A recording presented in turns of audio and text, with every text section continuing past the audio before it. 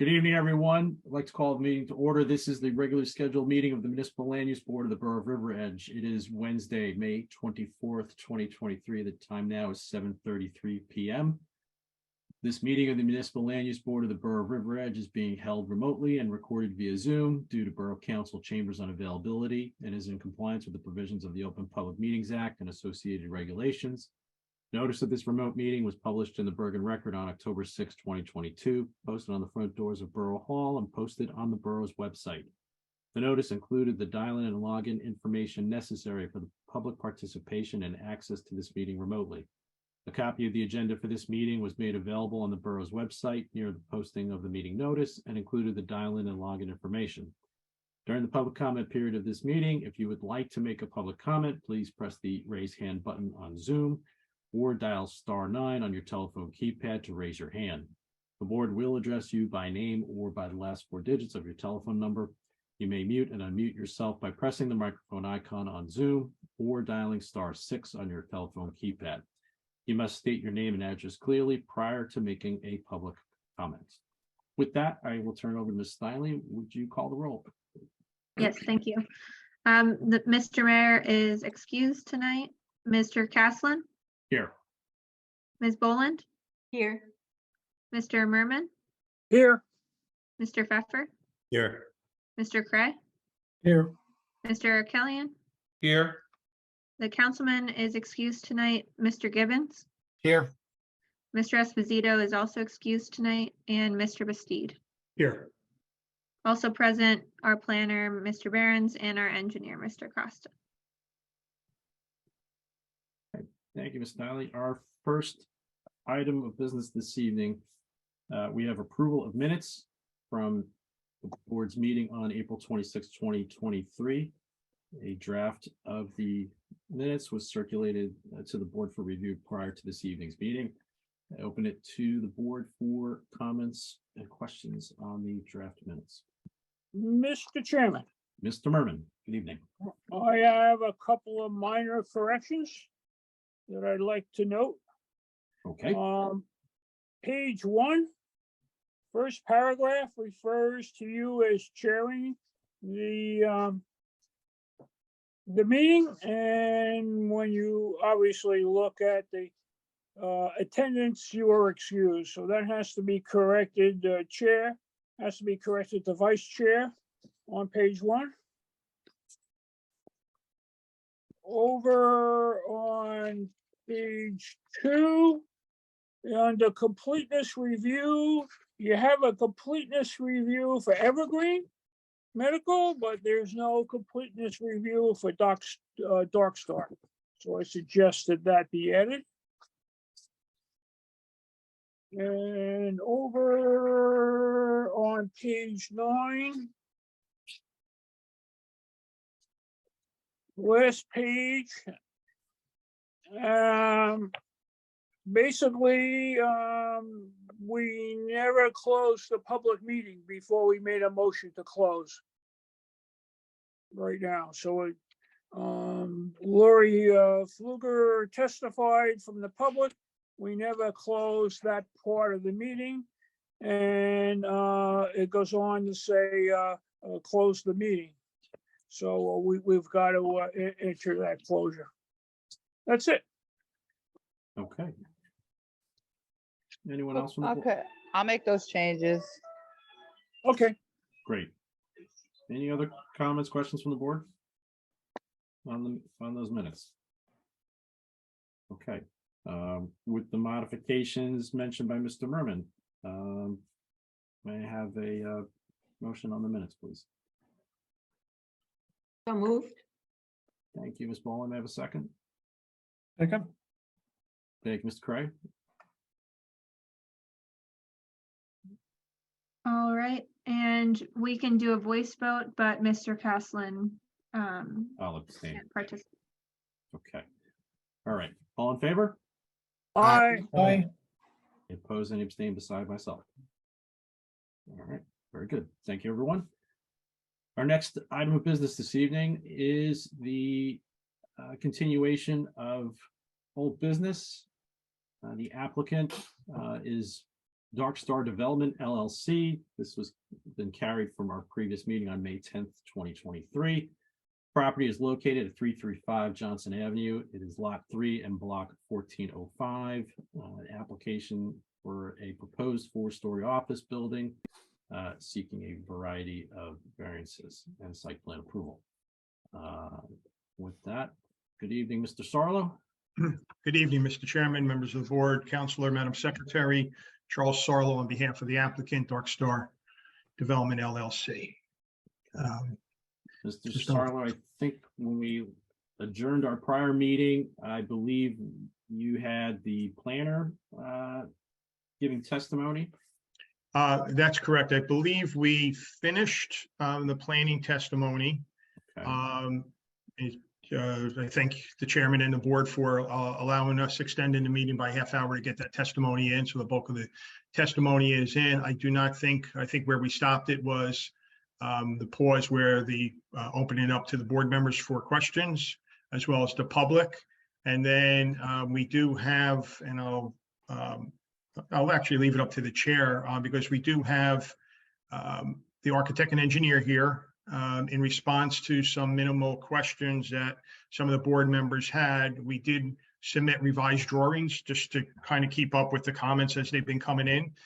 So I do want to, I think that would take all of 10 minutes for collectively the architect and engineer just to introduce those revised exhibits. I'm sorry, not exactly revised exhibits, revised drawings, and in terms of to address the board comments. So I know it interrupts the flow a little bit, but the fact that we had 2 weeks off, I think I'd like to have the architect and engineer do that because I think that would be relatively quick, and then we could focus on the board questions related to planning.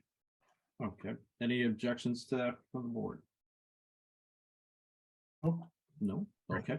That's fine. We'll proceed on that basis then, Mr. Sarlo. Great. Thank you, Mr. Chairman. Okay, so Victor, yep, I see Victor. So Victor, I'd like to recall you and remind you that you're still under oath.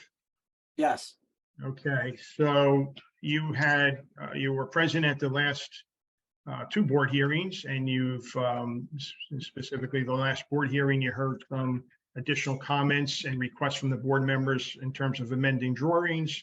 And it's my understanding you amended those drawings, and through Dark Star Development, they've been resubmitted to the board. So I'd like you to, I guess if you want to share your screen and again, just go through the changes that were made on the amended drawings. sure. Thank you and good evening. Make sure everybody can see it. Everybody can see the drawing?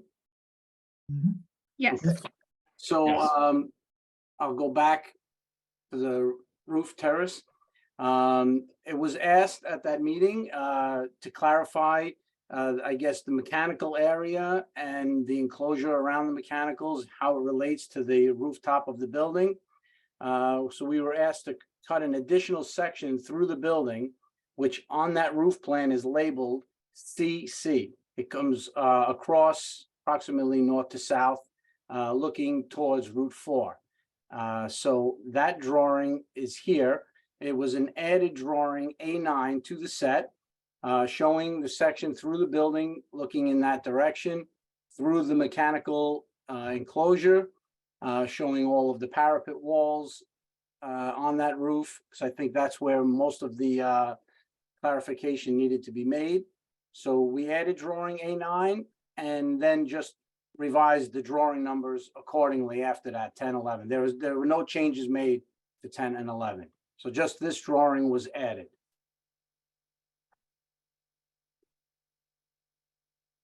That's the only change to the set.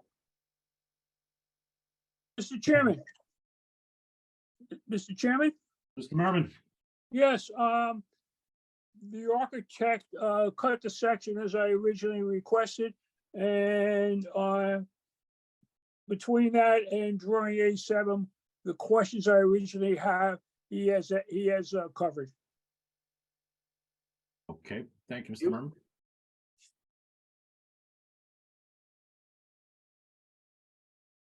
Okay. Any other questions from members of the board with regard to this amendment drawing? Does the board have any other members of the board have questions on the submission? Charles, supplementary to this, Victor was just going to touch on the revised rooftop landscape plan section, Okay, which I can throw on the screen as well. okay, I'll stop sharing. Okay, Victor, you're gonna touch on that amended Yep. drawing? Yep, as soon as there it is. Okay. Okay, so everybody could see that, right? Yes. Okay, good. So there was, this is the landscape drawings that were prepared. And this is a section going in the transverse direction as the one I previously showed. And the elevator and stair tower beyond the shaded area of the drawing. In the last presentation was slightly shown incorrectly. It had it kind of slid it over to the right. Now it has been corrected. It is basically showing you, again, that elevator and stair tower beyond how it relates to the main part of the building. So that drawing has been corrected. Okay, thank you, Victor. Welcome. All right, Mr. Chairman, I don't know if any board members have any questions on that amendment.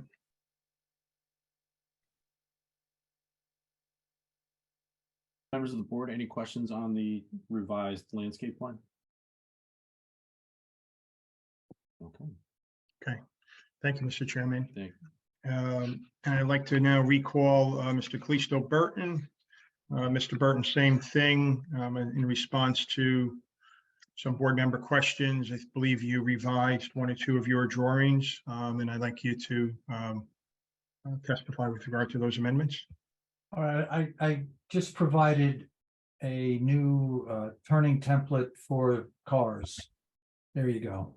The prior one, my engineer wasn't so careful in laying them out. And so we had some overlapping of the cars as you get underneath the building. And so we redesigned it. Also, the prior plan had 19-foot long cars, and this one we used a 17-foot long car, which is more in keeping with the type of vehicle. Actually, it's larger than most vehicles, but anyway, in keeping with it. So the whole point was to show that cars can go two ways through the site without interfering one another. Okay. Thank you, Mr. Burton. Mr. Chairman? I don't know if- Okay, members of the board, any questions on this revised plan? Okay, Mr. Costa, any input from you on this revised plan? I'm sorry, Chair, it's difficult to hear. For some reason, my mic or my speakers are at 100%. What was the question? I just wanted to see if you were okay with the revised circulation plan. Yeah, it's fine. If you remember, the original circulation showed basically a head-on collision. Right. And this one miraculously has changed. Again, I go back to the same question. Why not just do a one-worse circulation, either clockwise or counterclockwise? But at least the plan shows that it actually works.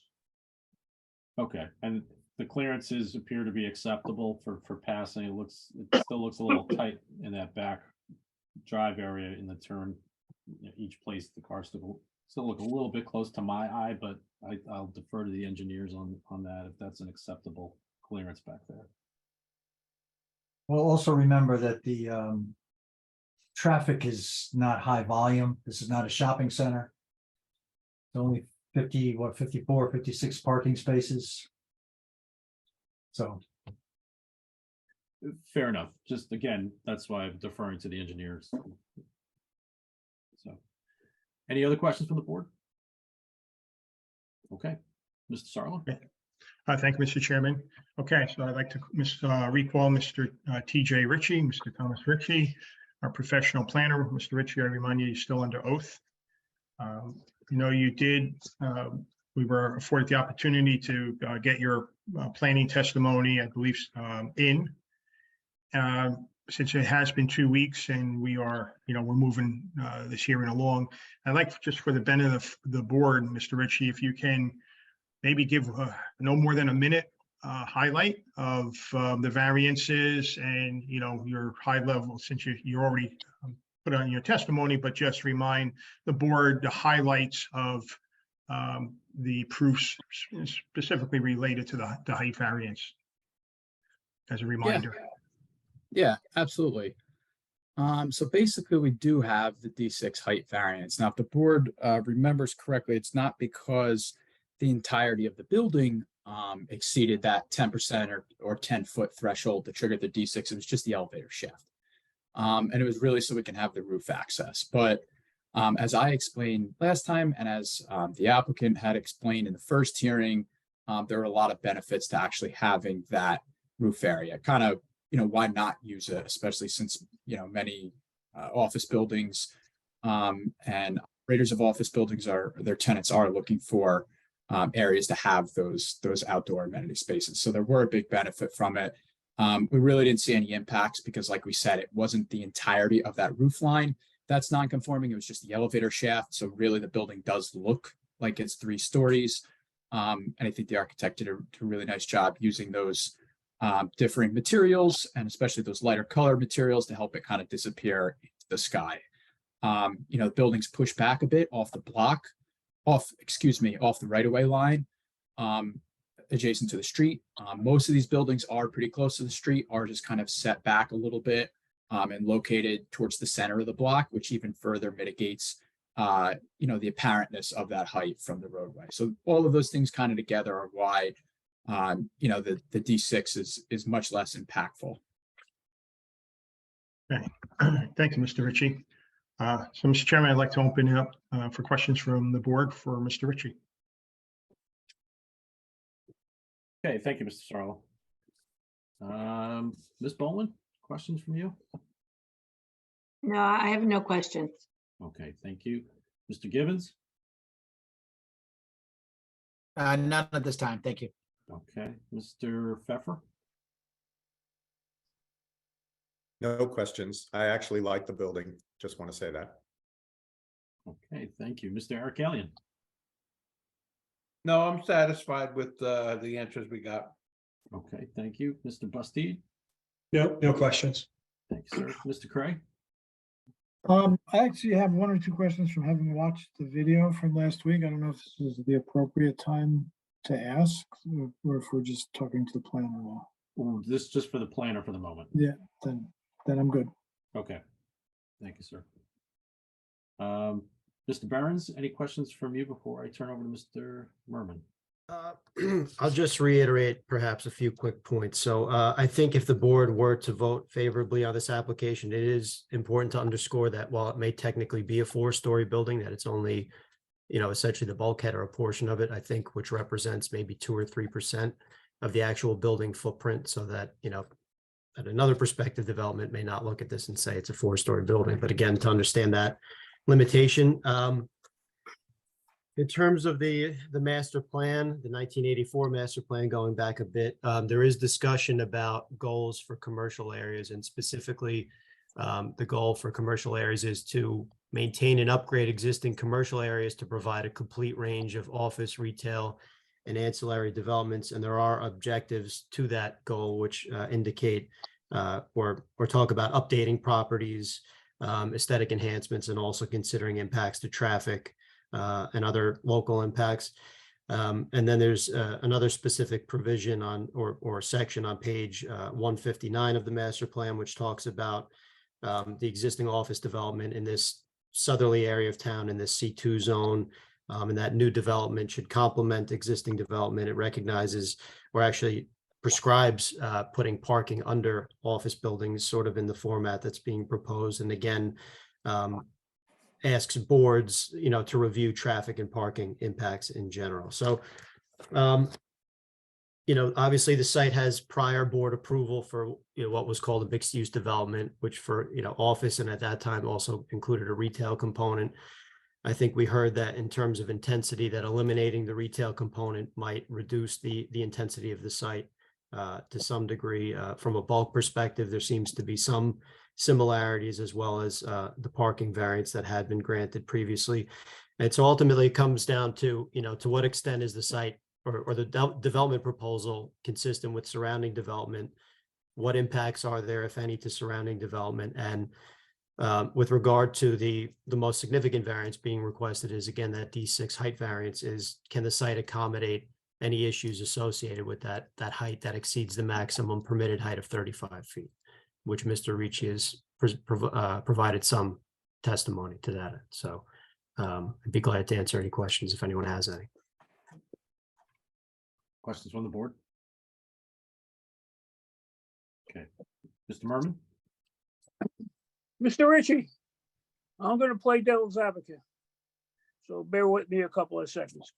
Assuming that the roof was not developed, in other words, we're gonna look at the elevator shaft only. If that means that if there was no stair and just the elevator came up, would you still need a D variance? So if basically the roof wasn't being used and so then we didn't need the elevator to the rooftop, I do not believe we would need a D variance, no. Okay, all right. And you don't believe it would be, okay. Regardless of the type of elevator, whether we needed a machine room or a piston driven, it's still true, correct? Correct. Okay.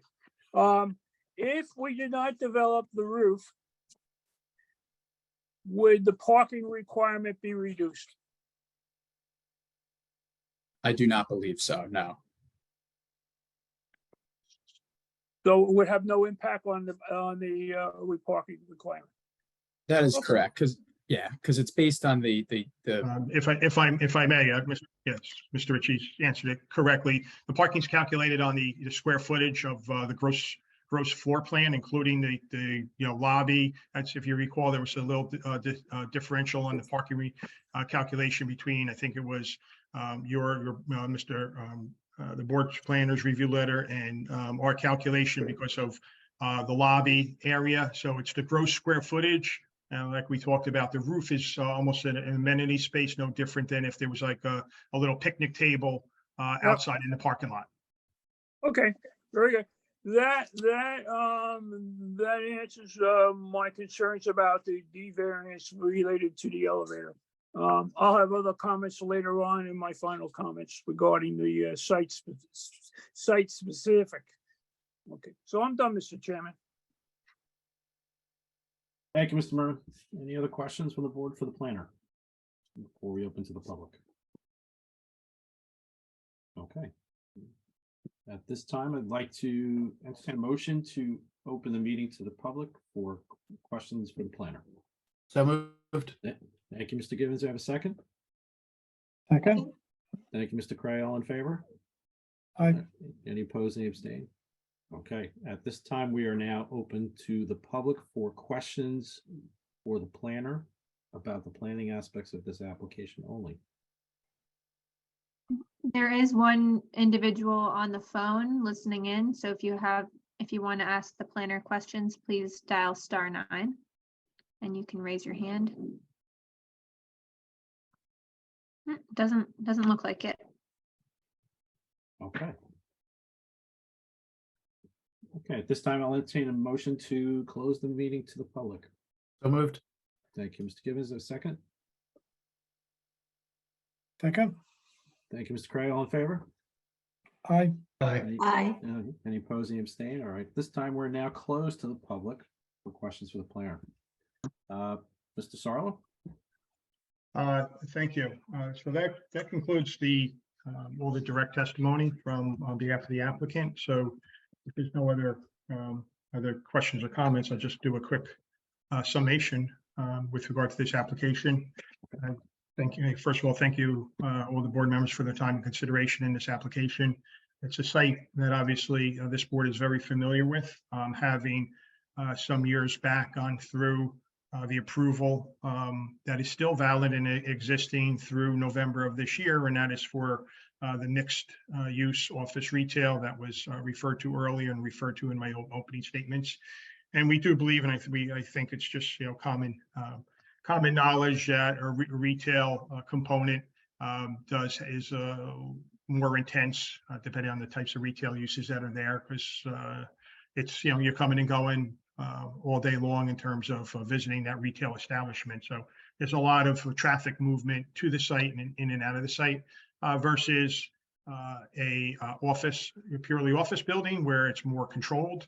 Generally, everyone's coming to the site in a set period of hours and generally leaving in the evening, set period of hours, and that's consistent with the surrounding development, mostly being office, and then you do have the Total Wine retail across the street.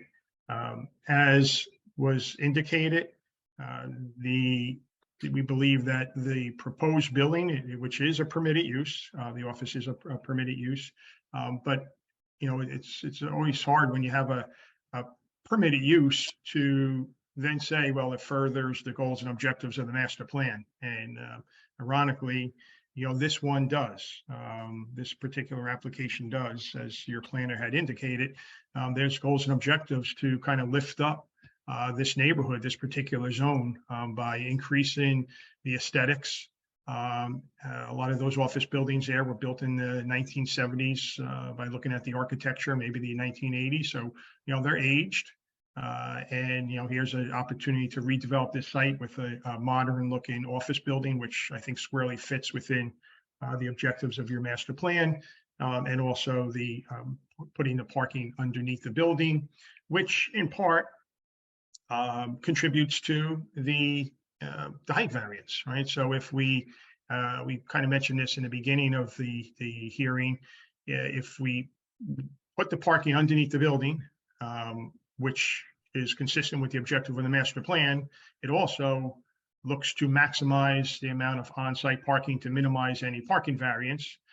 And then at the same time, we're lifting up the building and we're, creating a height variance, not only because of lifting up the building, but because, again, especially as Mr. Imperato had testified, is in his line of business, this is the trend for office buildings, kind of following the trend of residential buildings, is to use the rooftop, especially after COVID, use outdoor space as much as possible, and not only to attract the workforce, but just as a nice building amenity to attract other tenants, as Mr. Imperato testified to.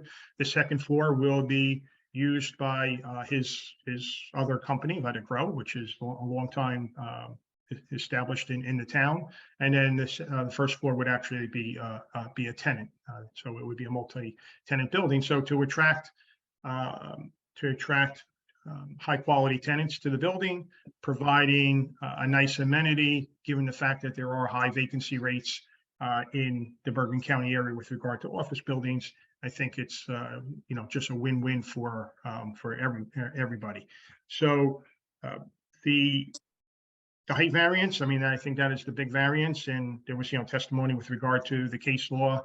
It follows the Coventry Square case law, which is and then also the Grasso and case, and that's really can the site accommodate that differential in height, what's permitted versus what's being asked for.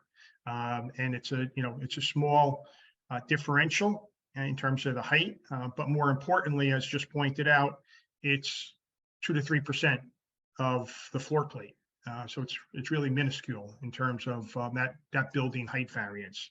And it's really, again, for accessibility purposes, to get having an elevator up to the roof so we could comply with ADA requirements. Which is, again, another, I think, beneficial use. We wouldn't want to have a nice amenity space on the roof and then not provide access to the roof for those that may be, handicapped and cannot, physically maneuver the stairwell. So there's an inherent benefit there to providing access to the roof. So with regard to, can the site accommodate that minor increase? I know there was questions from the public a lot about the height of the building and shading and things like that. And it was, testified to, I think, by the architect and followed up by our board planner that any shadowing is going to remain on site because of the limited size of it in terms of square footage, both in terms of height as well as in terms of the width of this fourth story. So when we talk about impacts, when we talk about whether or not the site can accommodate this differential in height, there are no impacts because again, all the shading will remain on site. Not only do we have the site, then we have the roadway, and then we have a setback to the next building. And as was just pointed out, this fourth story, which would typically, it was a good question, would typically add a parking demand and increase the parking variance. That's not the case here. It's almost like we have this this height variance based on, I'll call it almost like a technicality, right? Because of the amenity space. If this amenity space was proposed for the ground floor, I mean, or for the, for the surface area, notwithstanding we'd lose parking, but we wouldn't have this height variance. We would not be able to provide this because I think the parking variance would be so great that this board would not look favorably on it. The trade-off of having a large amenity space for office, on the surface, and taking away parking. I think that would be a unfair trade-off to ask the board to consider, and that's why that was not proposed. So again, I think the amenity space is keeping with the theme of the major tenant for this building, which is Let It Grow. Let It Grow is all about creating outdoor spaces for corporate plazas, corporate parks, corporate plazas. They are doing, like Mr. Imperato testified to, a lot of rooftop amenities for office buildings in the urban areas and in New York City. So I think it's just, if you have a business and you want to, and you're promoting something, it's always good to, kind of put your words, put your, actions to your words. And if he's promoting in his business having amenity space, outdoor areas for office, if he has the opportunity to develop his own site, why not do it for his own site if he's doing it for client site? So with that, I think we have justified the variances that are needed. In addition to the height variances, we need some of the bulk variances and preliminary and final site plan approval. That was all laid out in the application and on the plans and with Mr. Ritchie's testimony. So I would respectfully ask that the board duly consider and act favorably on this application. And thank you for your time and consideration. Okay, thank you, Mr. Sarlo. This time we will turn to the board for final questions of the professionals, the applicant on the application. So actually, what I'd like to do first is maybe we'll start with our professionals. Mr. Behrens, any final questions, comments from your perspective? No, just again, what the board has to decide is, does the development fit not just the site, but also the neighborhood? Does it complement the surrounding development well? And the test for the C variances are just, one, are there any hardships presented? And if not, what are the public benefits of granting the variance relief? Okay, thank you, Mr. Behrens. Mr. Costa?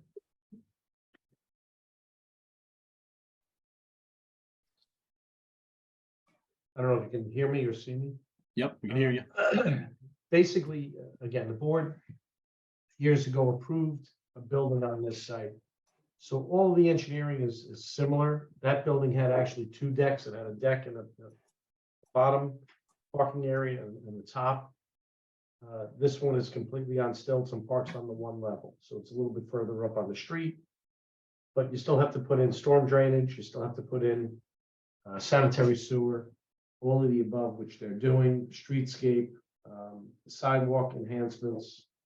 The only thing that the applicant requested is that he didn't pave the entire street. And again, that was brought up, I think, not at the last meeting, it might have been in the last meeting, the meeting before, and that's up to the board. All of the other engineering comments, all of the previous resolutions should remain in force on this application as the previous. Other than that, it's really the board's decision. And I think it comes down to whether or not you want the rooftop amenity. And in doing so, you heard testimony from, obviously, from Mr. Behrens, and their planner, Mr. Ritchie. And I think that's what the board has to weigh. What happens in the future, because I think I'm not mistaken, one of the questions that the doctor, the dentist, asked was what happens if they use it for a different use? In my opinion, they'd have to come back before the board, and Marina jump in anytime soon. If they change anything that they said in testimony, I'm sure it's gonna get in the resolution. It's strictly for either people that work there or clients that they bring in. So based on the testimony that I heard, maybe the board disagrees, I don't think it's gonna become an outdoor bar. Even if the liquor license laws change in the near future, I still think this gentleman would have to come back, or any future applicant would have to come back to the board to seek that type of an approval. As far as stringing up lights, they still have to meet the lighting ordinance in town unless you give them some relief on that. Other than that, everything else would remain in place. I know there was, I believe Mr. Sarlo said that he spoke to the adjacent property owner's attorney, and they were working out some sort of an agreement with the trees and revegetation. I haven't seen any of that. And again, that could be basically a civil matter between the two parties. I don't think we can compel him to go replant plants on somebody else's property. But again, Marina, I'm not an attorney, you are. You can certainly speak on that thing, but that would be it. Okay, thank you, Mr. Costa. Mr. Pfeffer, we'll start with you. Yeah, I don't have any questions. My only comments would be, I think it's an attractive building. I think it's it would be nice to have a new and modern 21st century building in the borough. Obviously, we asked a lot of questions and expressed a lot of concerns, and I think the owner and his team did a great job of responding to those concerns. Obviously, as Mr. Costa said and Mr. Behrens has said, there are codes and regulations that still have to be complied with regardless. but assuming that they're going to comply with all the laws and the building codes and you know, everything to do with fire safety and drainage and all of that, which I assume they will comply with. I think it's a great building, and I think not only does it fit in the surrounding area, but it will enhance the surrounding area. So I support it, and I'm ready to vote yes when we vote. Okay, thank you, Mr. Pfeffer. Ms. Boland, final questions, comments? Yeah, I just have a comment. I agreed with most of Mr. Sarlo's summation, except for the point of it's not a big ask for the height. It's a 15-foot height variance over a 35-foot requirement. So they're requiring 50 feet. I understand, I agree with our planner that it's still not the whole fourth, it's only a small portion of the fourth story, but it's a big ask. It is 15 feet, not a little ask. But I also think it's a positive application, but I just don't want to make light of the fact that it is a big ask for the height. That's it. Thank you, Ms. Boland. Mr. Cray. Yeah, just one or two detailed questions, and this may have been addressed, but I maybe missed it in watching the video, or maybe it hasn't been entirely addressed. One, I know there was a lot of discussion around the noise concerns and the variant and what the code required as far as commercial use buildings and the noise regulations. Did that ever get clarified exactly what standard needs to be met? So I can speak to that. There, Yeah. Under the New Jersey Department of Environmental Protection and the Borough Code requirements, the noise decibel limitations are based on measuring from residential properties. Since this is in the commercial zone, the noise, I think, would be monitored. It still has to, the applicant would still have to be to comply with any ordinances that do apply. but it would most likely be enforced by nuisance. If it Okay. becomes a nuisance, then Okay, the the town will there's take not, action. but there's not a standard like the 65 decibels at the property line type of situation. There is a standard, but it's measured based on from residential properties, not from the commercial So property. other commercial property, okay, got it. Mhm. The second, I know the discussions around the rooftop amenities.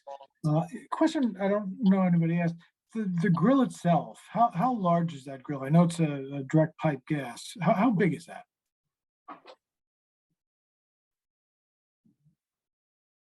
Mr. Imparato, could you answer that question?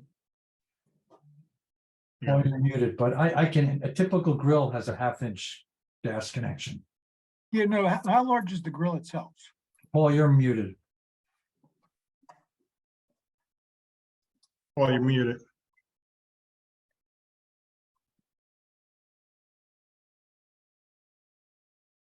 Maybe he doesn't hear.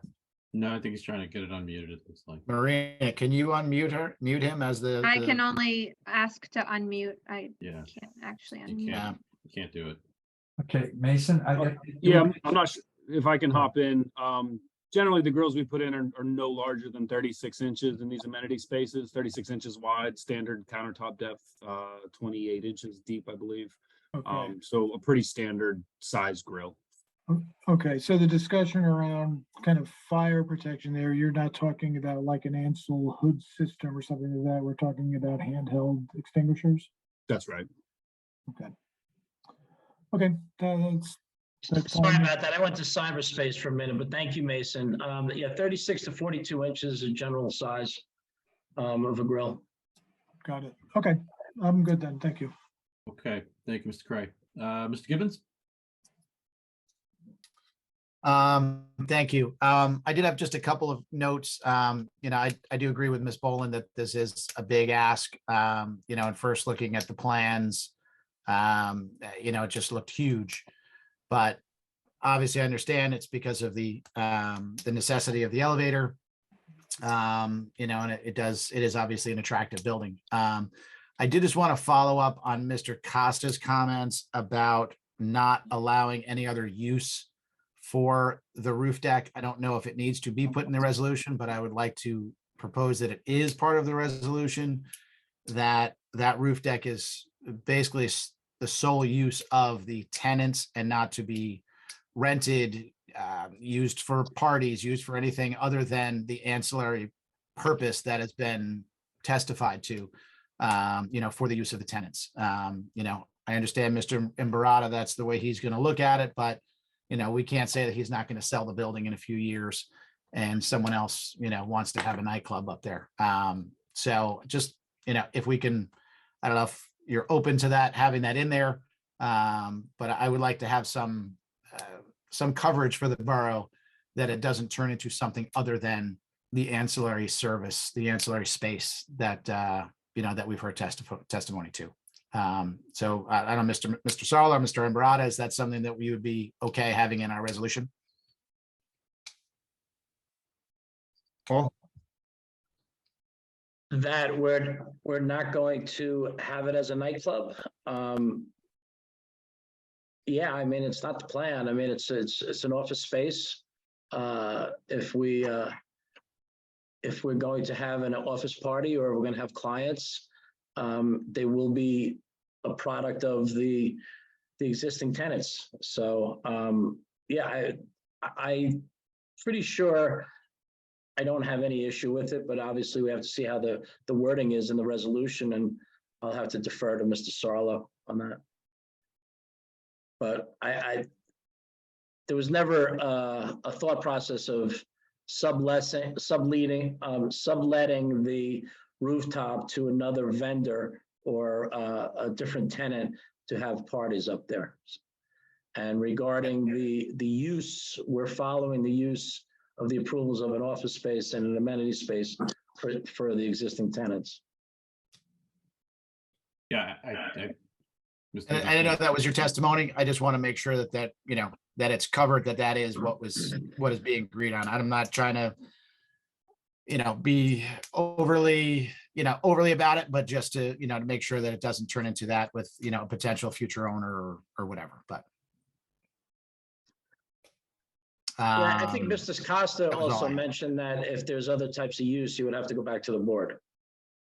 I just want to make sure that that's actually covered. I don't know if that's 100% accurate. Ms. Dinley maybe can comment on that, but, just want to make sure that that's covered, that, it is an amenity space. That's great. And that's what it remains.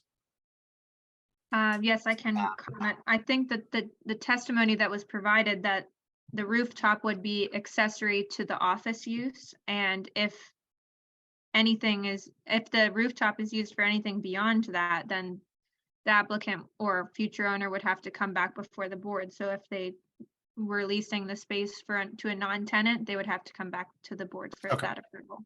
Perfect. Thank you. That's all I have. Okay, thank you, Mr. Gibbons. Mr. Bustede? Yeah, just a couple of things. So, I listened closely to, the concerns raised by the businesses with the quality of life and the noise that they were talking about. But I've also heard the testimony of the applicant, noting that this is for professional usage and it's not for, maybe quote Mr. Imparato there, not hooting and hollering, right? So it's for professional use, and I hear that.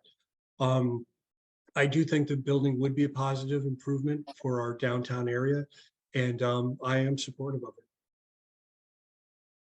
Okay, thank you, Mr. Bustede. Mr. Arkelian? Most of my stuff was answered, but I don't think we have a definitive answer yet on the prior approval for the paving of the street. I know it's come back and forth, and they requested they didn't have to do it. But I don't think the board has really discussed it or made a decision on that particular topic. Mr. Costa, am I correct?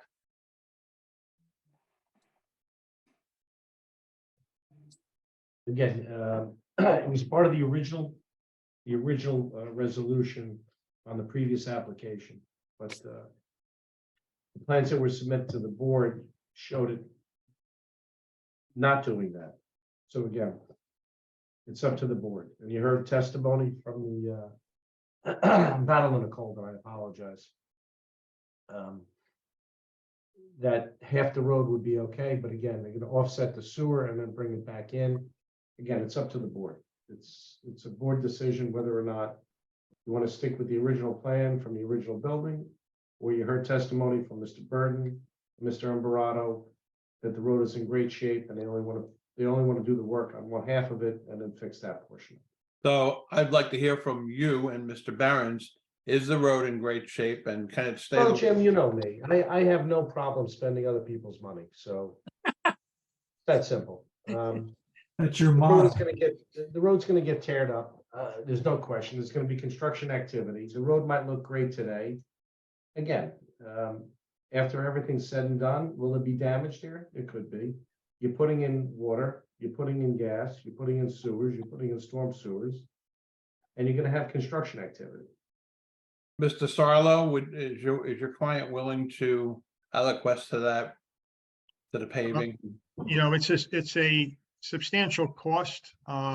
We recognize it was in the prior approval, and, we did, bring in the prior approval in some of our testimony and, actually some of my statements. So I don't want to, fault Mr. Costa for bringing that in, because, if what's good for the applicant to make reference to, it's certainly good for the board engineer to make reference to. But with that said, I don't know how the prior application lines were run under the street and if it was going to affect the entire street. How the lines here are proposed is to really only affect half of the street. And really, that's the law, is right to repair back to as light condition the any destruction or damage to the public right of way in connection with your development. I think already by saying, we would repair half of the street, property line to property line, is even going above and beyond what, from a pure legal sense, it would be required. So, it adds in today's day and age with material costs going up and labor costs going up. I think there was a number floated around of $50,000, $60,000. I mean, to project like this, one may say it's inconsequential, but others, it's every dollar kind of counts. And so, yeah, we would certainly like the board's consideration to only pave half of the street, property line to property line. Mr. Barron, can you weigh in on this, on your thoughts? I tend to agree with Mr. Costa. Obviously, there'll be some impact from the construction. If the development were to start tomorrow, which, obviously they have to go through the permitting and all that, and, refining the design work, getting construction approval and all that, we're looking at probably 2 or 3 years from the time it could actually be occupied, maybe realistically. So, however old the existing street is now, I add a couple of years onto that wear and tear. It's up to the board. I mean, there's the expense element to it. I don't know how new the recent paving of the other half of the road is. I know Mr. Burton expressed that it's in decent condition. So, I'm hearing both of you, and I guess maybe part of the resolution should state that the final arbiter will be the borough planner or the borough engineer when this is completed, what needs to be repaired. And I think that the tenant the landlord, let me start over, the developer should be prepared for that with the engineer being the arbiter. I left my feeders over there. Are you okay with that, Mr. Sarlo?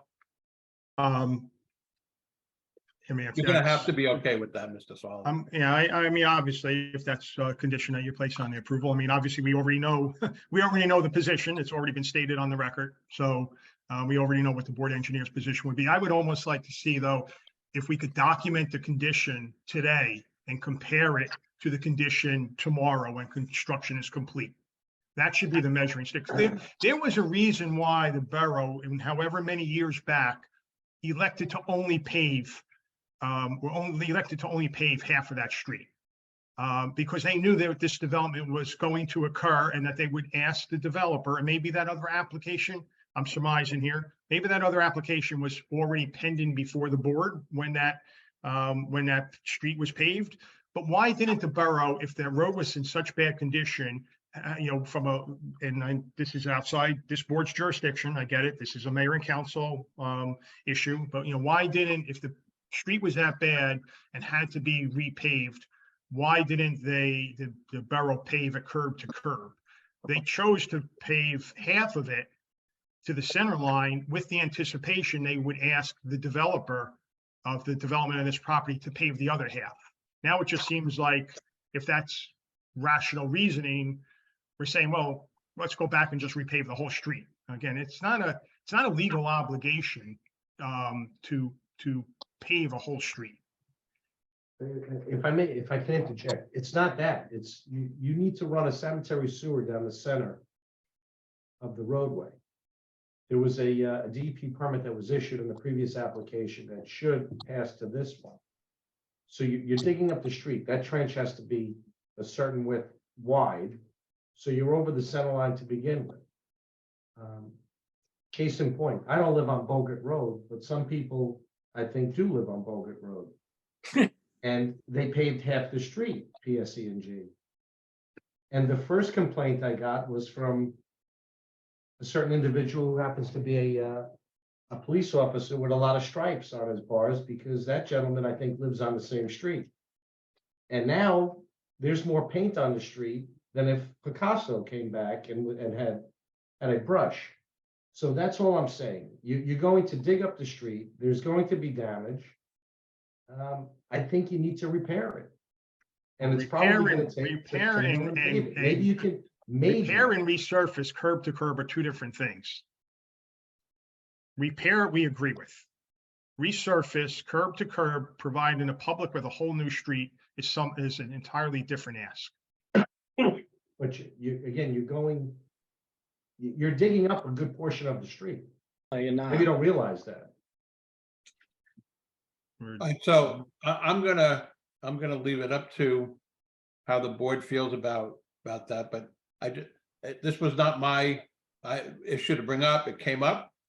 I didn't feel it was answered to the best of the ability. So I'll let whoever makes the motion, or if I make the motion, decide at that point, how this needs to be addressed, but this board is always, and I've been around for a little while, always taken the counsel of our professionals and taken advantage of that because they know the town better than all of us. And if Mr. Costa feels that the road is going to be in need of repair after you guys are done doing the work, then I think he's going to make that final judgment as far as I'm concerned. Okay. Thank you, Mr. Arakelian. Mr. Castellan, can I just follow up on that? Yeah, go ahead, Mr. Gibbons. I mean, I have to agree with Mr. Arakelian.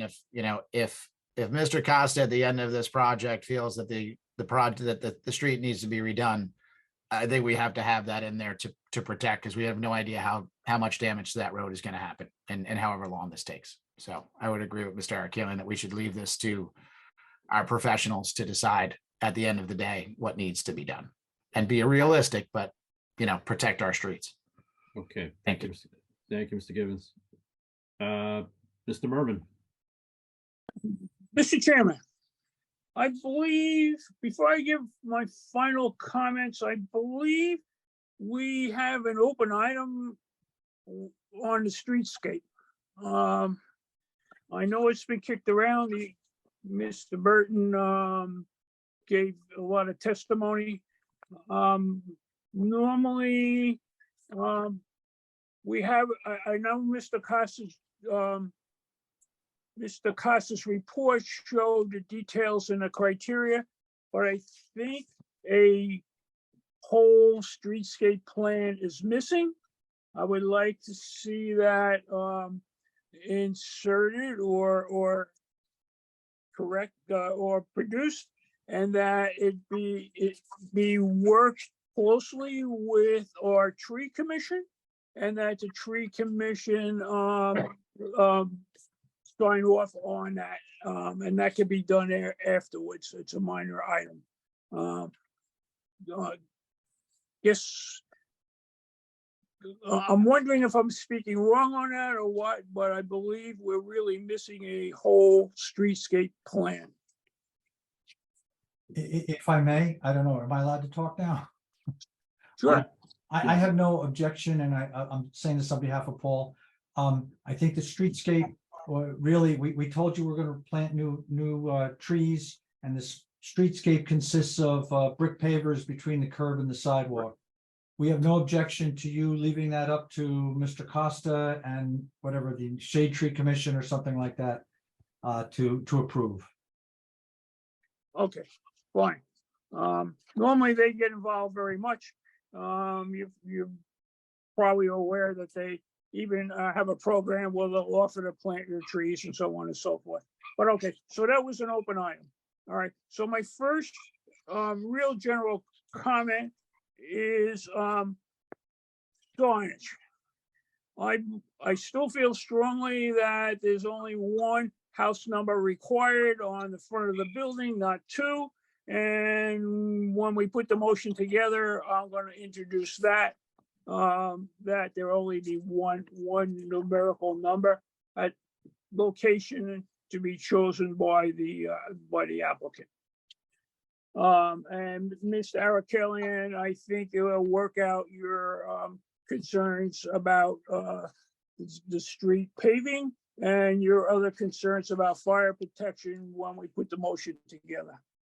All right, so my general comments, my final general comments is I'm very, very concerned about the fourth story. We've already been site specific shown that it's the elevator driving it. The other site specific comments, Mr. Costa suggested that earlier that the number of AC units required are pretty much understated. That's gonna eat up the rest of your space. And we heard from the public, which expressed concerns regarding the rooftop development. The big picture concern is a land use picture. On fourth story, is going to set a very big precedent for this downtown C2 commercial zone development, in my opinion. It's going to be a big change. This is a foot in the door. We're going to find that greater heights are going to impact lower Kinderkamak and downtown future development. And this particular 4-story D variance is going to drive that. This greater height that is going to be a potential, it is a potential, it's going to give you a potential canyon effect, and it's going to result in a look of what I call the Emerson effect, the Emerson downtown effect. It's also going to wind up giving us more of a downtown effect, height-wise of a creep along Kinderkamak Road from Hackensack South. That's the big 6-story building known as 2 Kinderkamak to Jefferson. That's going to be coming in from the south. We've got that view now, and if this future 4-story is going to impact the rest of our downtown, I'm very concerned. I'm very, very concerned. And that's about my comments for now on the on what I've heard and seen, Mr. Chairman. That's it. Okay, thank you, Mr. Merman. I think most of the points that I have already been expressed by members of the board. I think overall, generally, I think it's a positive application that's being proposed. But with that, I will, at this time, I'd like to open the meeting up to the public for final comments from the public. May I have a motion from the board to open the meeting to the public? Thank you, Mr. Bustede. May I have a second? Second? Thank you, Ms. Boland. All in favor? Aye. Aye. Any opposed? Aye. Abstain? Okay, at this time, we're now open to the public for final comments on the application. All right, we do have one member, Mr. Corriston. If you please state your name and address for the record. Yes, good evening, Timothy Corriston, Connell Foley, 56 Livingston Avenue, Roseland, New Jersey. I represent the estate of E. Mr. Corriston, Tamborelli Trust B and Route 4, the Total Wine Development. Excuse me? I'm sorry, Mr. Corriston, you have to repeat that. You broke up in your transmission there. I apologize. I represent the estate of E. Tamborelli and Route 4 Main Street, owners of the Total Wine Development and the parking lot, which is right to the rear of this property. Okay, good evening. Good evening. Nice to see everyone. I just wanted to place on the record, and I spoke with Mr. Sarlo. The applicant has agreed to put up a 4-foot fence in the back of the property and landscape it to protect against people trying to walk through that, the parking lot, which is sort of the alternative Total Wine parking lot, onto the property. And we did have discussions where they were interested in potentially parking construction equipment and vehicles there, and we're unable to accommodate that because of the lease considerations and parking needed for the for Total Wine.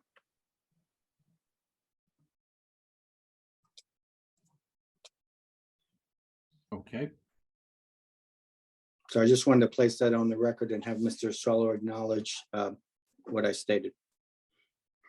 Mr. Chairman, that's a correct representation of the discussions that we've had with Tim on behalf of his client. Okay. May I add, with counsel, Charles? Tim, Mr. Corriston, how are you? Good. I just wanted to just clarify the discussion about asking for park. Well, it wasn't parking. It was for the use of when we're building the building to to use that 15-foot space along the property line if we had to, while we're working on the building itself. We had no intentions of parking any vehicles for long-term, except for just the use to the facade of the building as we are working through the project. We had no intent of parking any type of trucks, any type of equipment for a long term, except for the construction. And during the construction, it could be removed. You know, if the workday is 7 to 3:30, 7 to 4:30, you know, it could be coned off and cornered off. And I think the extent of what you'll be seeing is a lift at that point, putting the facade of the building on. Thank you for the clarification. You'll have to speak with Mr. Ciancio on that directly. Okay, no problem, which I have, and that's where the temporary access was discussed just for during the construction aspect. It was never after that fact. Okay, so those items you can work out directly with Mr. Carson's client at that point. Okay. Thank you. Thank you. Mr. Carson, anything further? No, good night. Nice to see everyone again. Hopefully we'll be back live one day. I don't know. Maybe you like it better this way. All right. Thank you, Mr. Carson. Mr. Merman, good to see you. Thank you, same here. And even Mr. Costa, wherever he is. And Mr. Recklian, who I know many years. Thank you, everyone. All right. Thank you, sir. Ms. Steinle, I think Mr. Carson was the only one in the public this evening? Yes, yep, no one else is here. Okay, with that, I'd like to close the meeting to the public for comment. I'll take a motion from the board, please. So moved. Thank you, Ms. Boland. Have a second. Second. Thank you, Mr. Cray. All in favor? Aye. Any opposed, any abstain? Okay, at this time, we now stand closed to the public for comment on this application. At this point, I would like to turn to the board and entertain a motion on this application, please. Mr. Chairman, Mr. Merman. as usual, can I start this and we'll kind of build it together as a board, as we normally do? That would be wonderful. Please proceed. Okay, so I'll make a motion that preliminary and final site plan approval be granted for the Slipknot office building, block 1405, lot 3, 335 Johnson Avenue, Borough of River Edge, New Jersey. From the variances standpoint, I think I would like to, or Ms. Stanley, I think I'd like to offer as a guidance for following a sort of a template. Mr. Costa's report has an excellent zoning summary of variances required. And so I would offer that as part of the motion. Let's start with some of the items as I've heard them. Mr. Eric Killian on several occasions has raised his concern about the fire protection.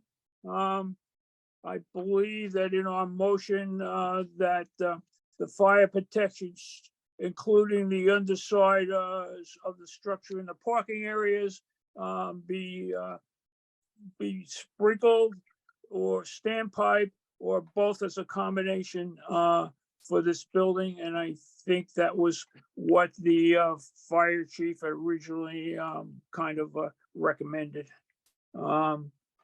From the standpoint of the road, Johnson Avenue, I believe that our board should include reference that the full curb, the curb width will be paved, milled and paved from Grand Avenue to the north property line of this parcel.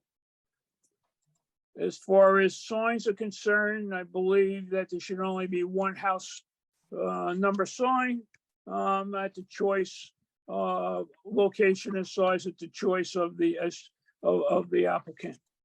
So we've already discussed streetscape that will be developed and improved with the applicant and the Borough Tree Commission. What am I missing here?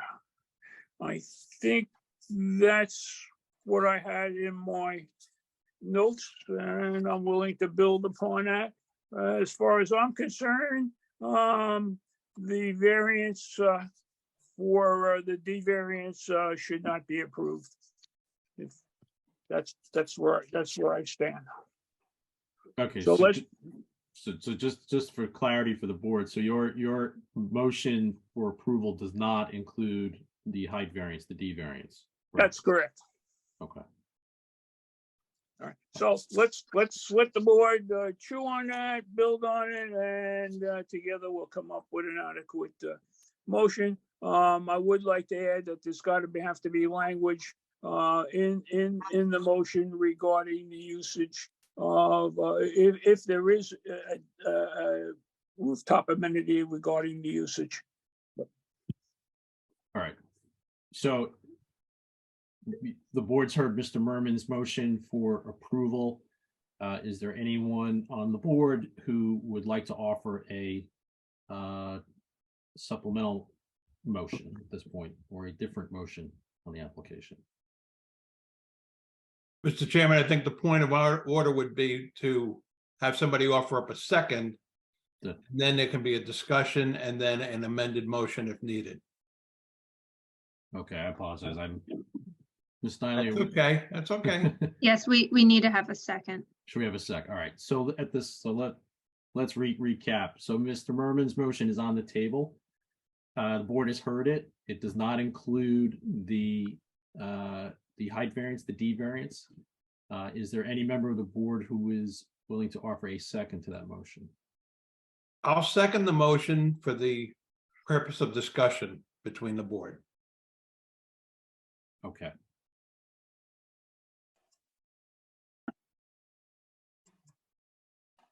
Mr. Chairman, Mr. Pfeffer.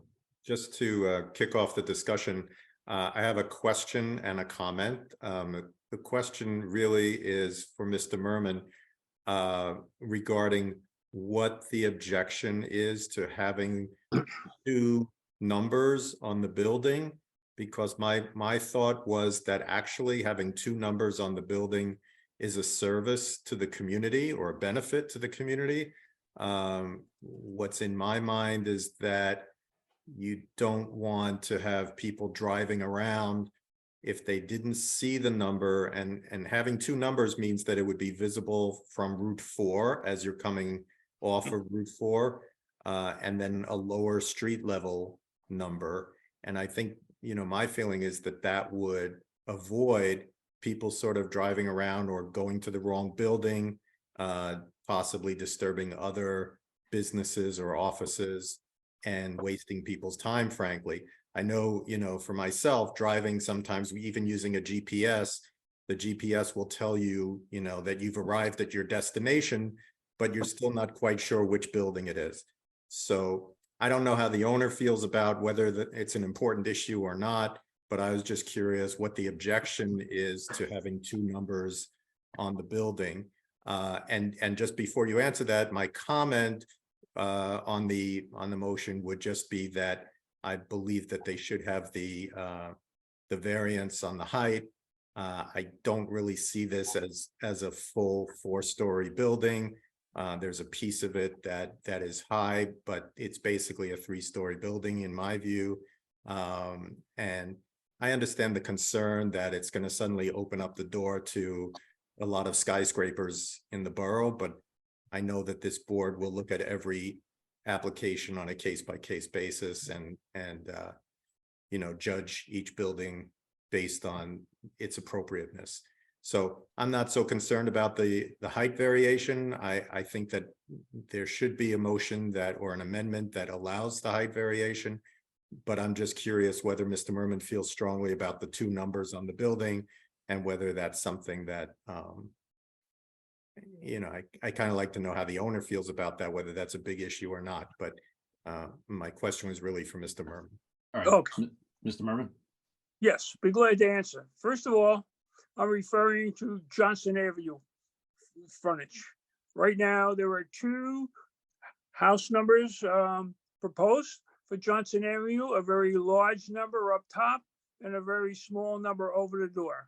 I personally don't believe they're necessary. And I'm asking the owner to choose one. Let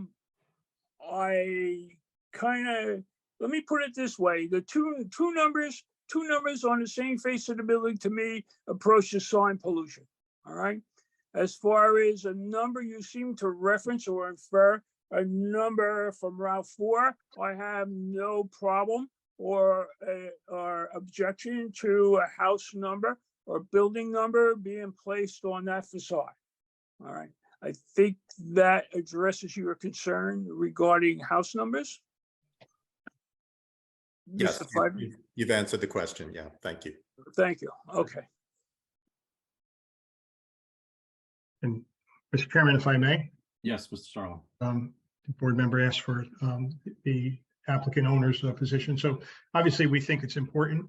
Otherwise, we would not have proposed it. Obviously, this is not an architectural feature. Putting numbers on a building actually mars the architectural nature of the project. But I think, Mr. Pfeffer, if I pronounced it correctly, I think he hit it right on point. If this building did not front Route 4, you probably wouldn't have seen this request. But you want number visibility from the highway. And if you could see where the 335 is, I mean, that's more for the FedEx deliveries, the people that are making those local deliveries. That number is so small and is basically at street level. One is not going to see the other. If you're on Route 4, you're not going to see 335. And if you're probably coming into the parking lot, unless it's a nice shiny day or you want to admire the building, you're not going to look up and see 335. I mean, I think it's a safety feature. It lessens the traffic impact in the surrounding area.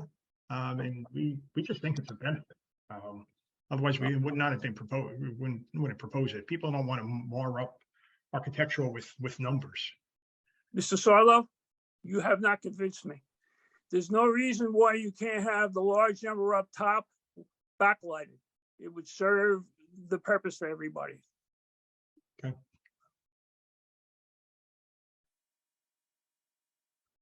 Mr. Chairman, Mr. Arkelian? so I think we have 2 specific issues that need to be addressed directly with the developer and his attorney. One, of course, is the numbers, if they're in agreement or not. Because if they're not in agreement and we put this through, then they're going to be coming back for reconsideration on that. And I don't know where that's going to go. Secondly, again, is the road. I personally am okay with Mr. Costa being the final arbiter, whether if they mess up the road, they have to fix it. And if they don't mess up the road, they don't have to fix it. But leaving it as we're just going to do this and that's it, I'm not very comfortable with that. So I think Mr. Sarlo and Mr. Barato should take a couple minutes and maybe we take a 2-minute recess to discuss these 2 issues and then come back and let us know your stance before we move forward with whatever motion is going to ultimately be made. Mr. Sarlo?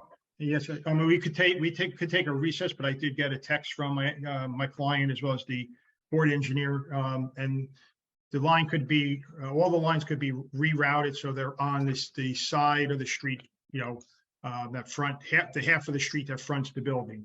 So there would not be any disruption down the middle of the road. So in that regard, then you're okay with this being subject to final approval by the borough engineer on what needs to be done there. Is that correct? Because if you're not going to touch it, then there's no reason to worry about it. Well, if that language is put in there, not subject to borough engineer's determination, but if No, it's going to be There has to be an arbiter. Yeah, it's going to be subject to the borough engineer and his final disposition on what needs to be done to the road to bring it back to where it was. And if you're not good with that, that's fine. But then I don't know if I can vote for this project, and I want to because I really like the building. Right. And may I add something at this time? I don't see why not. Go ahead. Yes, go ahead. Thank you. So all the utilities, I understand that the complexion of the situation here. So the east side of the road was paved, let's say 10 years ago. The west side, which we are building on, was paved 20 years ago. So there's clearly a distinctive line down the middle. On the east side, it's much newer. On the west side, it's much older. Right now, in the original resolution, it was repaving the entire road to the northern end property line. I've seen it. Yes. Which means that the balance of the road is not going to be paved new on the east side and new on the west side, which you would leave at that time the west side by PNC Bank an older paved driveway. What we will agree to do is pave half the road from Main Street to Grand Avenue. We will not be affecting the east side of the road. There is testimony from Mr. Burton and as myself, a civil contractor. There is moving of there's a sanitary storm connection that needs to be completed on Grand Avenue, which allows the sanitary sewer to be moved closer to the west side.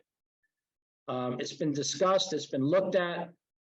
We feel very confident that if in fact there is any disturbance on the east side, it'll be extremely minimal. We identified the water is on the west side. We identified the gasoline is on the west side, and the stormwater is on the west side. So what we will agree to is paving the west side half the road from Grand to Main Street, but we will not agree to paving the entire road from the the north line of the property all the way back to Grand Avenue. So we will be more than happy to support the west side of our property, which incorporates the PNC property, which the old resolution left that out. So we are giving in some on that side. So, and we could show that on a plan. And Mr. Chairman? Yes, Mr. Pfeffer. I just want to see if I can propose a compromise on this. Because I understand the owner's concern is that if we just leave it in Mr. Costa's discretion, that they might end up having to repave the entire east side of the road, whether the owner thinks that's justified or not. So I understand their concern. We also have a concern that Mr. Costa expressed that it's going to be virtually impossible for them to work on the west side of the road without having some disruption or negative impact on the east side of the road. So my compromise proposal would be, rather than at this point requiring the developer to repave both sides of the street, why don't we just propose that they be required to repave the west side from Main Street to Grand Street, as they're already agreeing to do, but also that they will be obligated to repair any damage that they do to the east side of the road. And that we can all leave to Mr. Costa to make a determination about whether there's actual damage to the east side. If they can do a pristine job where they only touch the west portion, west half of the road, and the east portion is unscathed, then great, that saves everybody time and money. But if there's damage, you know, why should the borough have to pay for that damage? So I would propose that as a compromise, and I'd like to hear if that's acceptable to both sides. Comments from the board? Mr. Costa, you want to weigh in on that? It sounds appropriate.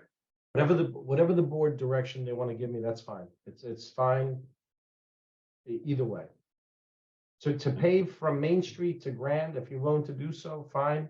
If you pave from your frontage down and replace the damage, then the town might come in with a paving project and then pave from that point to Main Street, and then you got a new road. So however the board wants it, and again, I'm personally comfortable previous with. resolution stated exactly what needed to be done, and that was deliberate.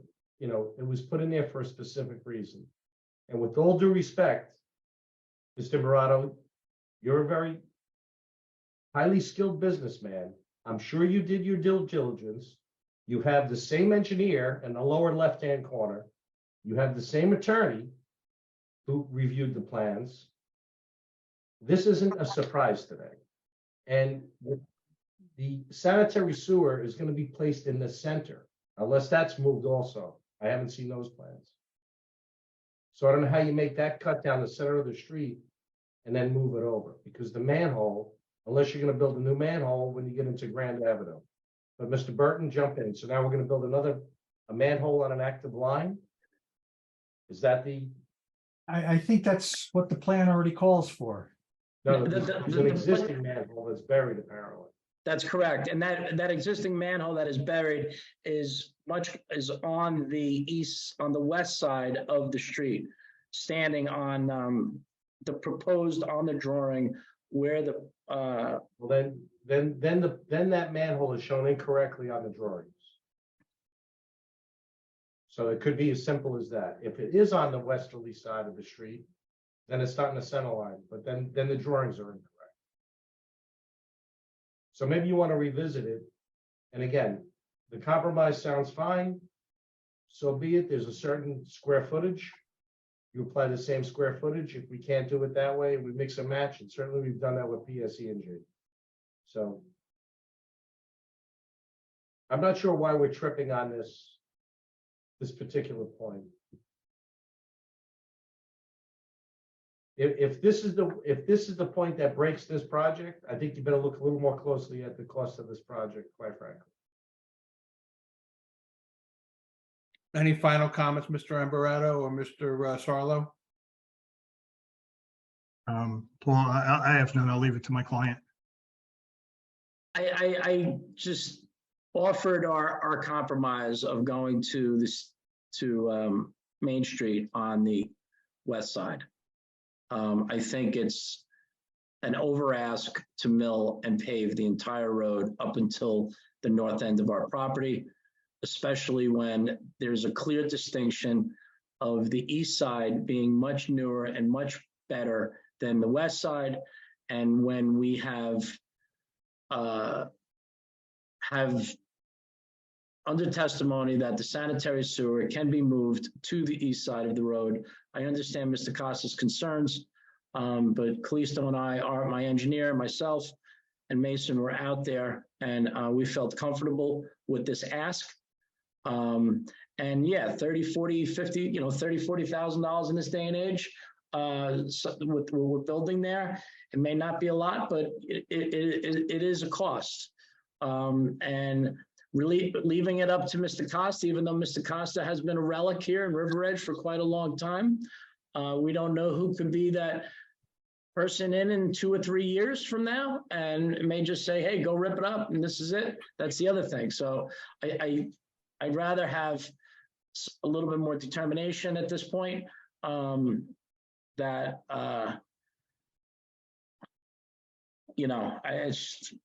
And as my attorney also said, that it's not our responsibility to be paving the road, other people's properties of the road. I mean, there's certain case law, I would assume, there's certain statutes in the state of New Jersey that we're not responsible for paving other people's properties.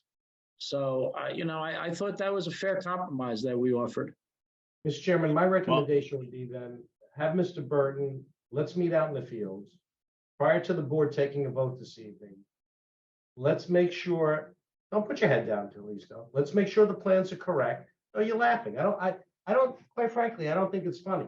You can't submit a plan on a previous application, and now you're saying the plan on this application and the manhole is moving around Grand Avenue. So it's either in the center line and you're going to tie into that sewer at that location. If it's incorrect, either on your first plan or what you're saying tonight, let's verify it. We come back, we present the fact to the board, and that's it. And then the board can vote at that point. Yeah, I just want to state, at least from my opinion, that when the board makes a decision on any of these applications, and we just went through a really difficult one north of here at the Dunkin' Donuts site, we like to be sure that all of our members' issues and questions are answered, and we feel comfortable in voting that way to approve. And right now, with this being a little bit open-ended, and Bruce, I appreciate your compromise, and it sounds like a good one. But I just feel from listening to Mr. Costa, who is our board professional, and he knows more than, with the exception of maybe Mr. Merman, more about River Edge than anybody else.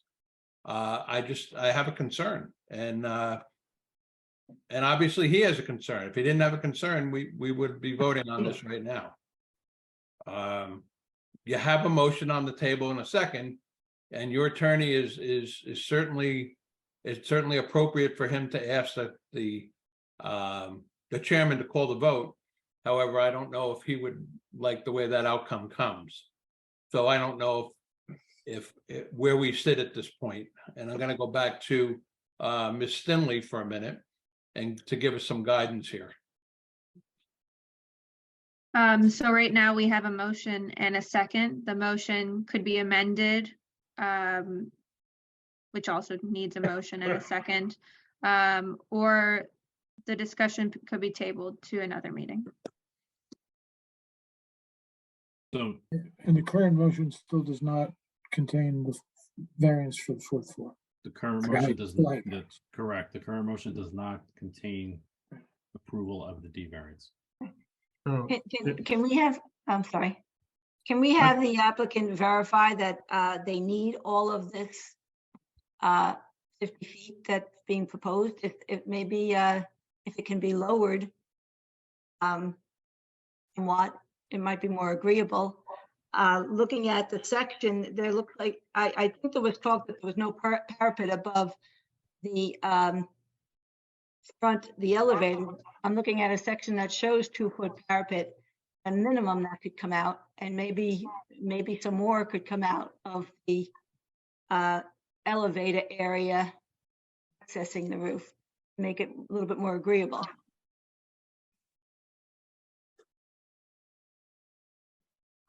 Well, before we go and approach that question, Ms. Bowen, I think what I'd like to do is to I think the question on the table at this point is whether Mr. Sarlo, you want us to proceed with action on this application this evening in light of the conversation that was just had regarding the paving of the project,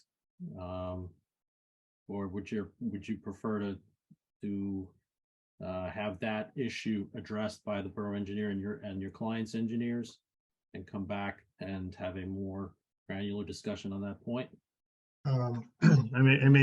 Maybe now's the appropriate time to take that 5-minute recess, Mr. Chairman. But if I may, before, if you grant that 5-minute recess, if I could just comment on, if I could make 2 comments. One on the signage or the numbers. I don't think your ordinance includes building signage, building numbering as signage. because it talks about an office building having one sign per tenant, which would mean that you have to choose between identifying ABC Company as the occupant of that office building or the number. It says one sign per. So if you're including numbers, identification numbers as signage, well, then every application that comes with a name and a name and an identifying number, street number, requires a variance. And I don't think that's the intent of the signage order. Mr. Sarlo, I'm gonna guess that if we do grant you a recess, which I would be willing to propose, and you came back with an answer on the other issues, I think we could deal with the numbers. Okay. Uh, Is the only so- issue, I'm sorry, Chair, I'm sorry. I didn't mean to cut you off. I think the big issue right now, the big issue for us to know about is the street paving. Okay, I don't think then if you decide to lower the building or lower the elevator shaft, if that's gonna be something we can even talk about tonight. right. It would have to go to another meeting, but my suggestion is that you talk to your client, come back to us, give us your best stance, and then we'll see where it goes from there. Okay. Mr. Chairman, are you okay with that? I'm fine with that. I'm gonna suggest, it's 9:09 PM. Would a 10-minute recess suffice, or do we need I think 5. 5? You said 5, yeah. Is that enough time for you, Mr. Sarlo? Yes. Okay, so why don't we reconvene at 9:15 PM? May I have a motion to I'll make that recess? motion. Thank you, Mr. Second. Kelly. I think I have a second, Mr. Gibbons, all in favor? All right. Aye. Any opposed, any abstain? All right, we stand in recess till 9:15 PM. All right, good evening once again. It's now 9:16 PM. Call the meeting back to order. This is the Municipal Land Use Board of River Edge. Regular meeting is May 24th, 9:16 PM. We're reconvening. Ms. Steinle, do we need to call the roll again? Yes. I'll only call those who were previously present. Mr. Castellan, Here. Ms. Boland, Here. Mr. Merman, Here. Mr. Pfeffer, Here. Mr. Cray, Here. Mr. Arkalian, Here, Mr. Gibbons, Here. Mr. Bastide. Here. All right, everyone is back. Okay, thank you, Ms. Steinle. Mr. Sarlo, have you had an opportunity to consult with your client? Yes, Mr. Chairman, thank you for that 5-minute recess. So we'd like to kind of propose, and it's really not our own proposal. I think your board member, Mr. Pfeffer, had this suggestion. So we'd like to be consistent with that, is that applicant would agree to repave the west side from north to south property lines. And if there is any damage to the east side, they will heat and repair to the satisfaction of the board engineer. Okay, Mr. Arkalian, Mr. Pfeffer? so that sounds like what Mr. Pfeffer was offering. It doesn't sound like it's what Mr. Costa wanted, but if that's what you're proposing, that's what it is. And we'll go from there. Okay, So do I need to offer that as an amendment, or how do we make a decision on that? I think we should just do all of the amendments at once. If there are any additional amendments that want to be proposed. All right, so somebody, by point of order, somebody on the board has to request from the chairman an amendment to the original motion. Mr. Pfeffer, is that what you wanted? So moved. okay, That would be you then. that'd be you. So you're making the motion to request an amendment to the standing motion from Mr. Merman. Are you guys glad that I read Robert rules before I came tonight? Go ahead, Mr. Pfeffer. All right, Mr. Pfeffer, you've made the motion Yes. for that modification. Okay, is there a second for Mr. Pfeffer's? I'm just wanting to clarify, this is just a motion to amend regarding the paving. There's no other. We Okay. are on the paving. Correct, just on the paving, correct. I'll second Mr. Pfeffer's motion. Okay, I think. Well, no, I'm sorry. Is there No. No second? No. No, second. So this has to be a brand new new motion. motion? And it That's can, fine. it Okay. can include what was in the original motion or exclude what was in the initial motion, but it has to be a new motion moving forward. It's not just piecemeal. Well, hold on. So we still had Mr. Merman's motion pending and there was a second. So we So have. this would be a substitute motion. So I'll second Mr. Pfeffer's motion for the purpose of hearing what he has to say. So if I have to make a whole new motion, then I would make the motion to support the application as proposed with the additional provision regarding the street paving as previously stated. And what about the signs, Mr. Pfeffer?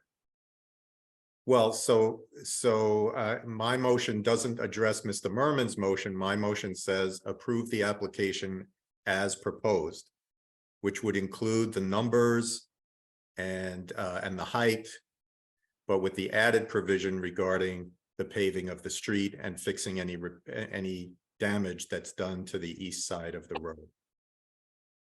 That's my motion. Okay, so Ms. Nyland will need a second on that motion. Yes, so under Robert's rules, a motion to amend is made. That requires a second. If the original, if Mr. Merman, who's the person who made the original motion, agrees to the amendments, then we don't have to take a motion on to accept the amendments, but if he doesn't, then we do. We need a motion to amend. So the first motion is To approve the amendment. Okay. So the first motion is a motion to amend Mr. Merman's motion. Okay, so I will take a motion on Mr. Merman's motion to approve to amend Mr. Merman's motion. That's my motion. That's Yep, your motion. so Mr. And then Pfeffer we have moved- that- We have that Yeah, as Mr. Pfeffer's. We have Mr. Kelly as a second on that. Yes, so we need a vote on the amendment. So we need to vote. Okay, And then so- we vote on the actual motion as amended. I know it's, Okay, so this is not this is not an action on the application. This is merely action on The motion amendment. to- the amendment Okay, only. so we're clear. Okay, And we're just amending amending the the motion. road, Yes. the road only. And So if you and- agree And, to amend the motion, then you vote yes. If you don't agree to amend the initial motion, you vote no. Okay, so just to be, so Mr. Bustard had a question. This Mr. Pfeffer's amendment includes the road and the D variance for Yes. height. Okay, well, so it's on that's so it's on Mr. Pfeffer's motion that we're voting right now. With No, as no. proposed and Hold the on. road. Let's sorry. This is the beauty of Zoom. Not everybody- Let me help you out here a little bit. So Mr. Pfeffer's amended motion basically states that the application as presented, with the exception of the way it was set up for the paving, and now it'll have a different paving situation. Everything else that was presented to this board will be approved. That's his motion. Right. Plus. Okay. So if you're not in favor of 3 signs, if you're not in favor of the height, if you're not in favor of the landscaping design or whatever, anything that was brought up during Mr. Merman's original motion is wiped out with this new motion, because the new motion is to approve the application with just the paving situation cleared up. So, Understood. so the board needs to know, if you vote yes, that's what you're voting on. I'm hope sorry, I I'm just- sorry. Hold on, Could I? I'm not could- sure that's what I- Marina said. I'm sorry, that, just to clarify.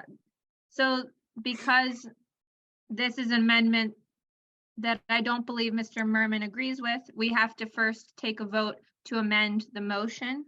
And then a subsequent vote is taken for where the board actually takes action on the amended motion. I know it seems duplicative, but But that's just, Since we have the amendment, we have to follow the rule. But don't we have to know what, we have to be clear on what the amendment is before we could vote on it? Yes, Correct. yes. So again, I'll just restate it, that we're amending, I'm proposing that we amend the motion to accept the application as submitted with the additional requirement that the applicant agree to repave the road from Main Street. I'm trying to remember it all, from Main Street to Grant Street on the west side of the road, and that if there's any damage done to the east side of the road, as determined by our borough engineer, that the developer will be responsible for repairing such damage. I hope that makes sense to everyone. Yes. Okay, that's, so And, that's. your- and does that also include the other conditions that were discussed during the meetings previously? Yes, everything that's already been discussed and with all the modifications that the developer already agreed to make. And also includes the height variance, the D variance. Correct. Okay. And I believe our standard resolution always has something that they will comply with all codes and regulations and et cetera. So that would be in there too. Okay, is there a second on Mr. Pfeffer's motion? Second. Okay, Mr. Gibbons. So this vote is just on the amendment to the motion that Mr. Merman proposed as described by Mr. Pfeffer just now. So if you vote yes, you vote to amend the motion. You're not voting on the application yet. Is that clear to the board? Mhm. Okay. All right. So Ms. Steinle will call the roll when she's ready. All right, Mr. Caslin, Yes. Ms. Boland, I just want to reiterate that I like the building. I like the rooftop. I don't think the applicant worked very hard to try to minimize the height. I'm voting no. okay, Mr. Merman, I vote no. I still believe that the full width curb to curb should be paved. all right, Mr. Pfeffer, Yes. Mr. Cray, Yes. Mr. Arkelian,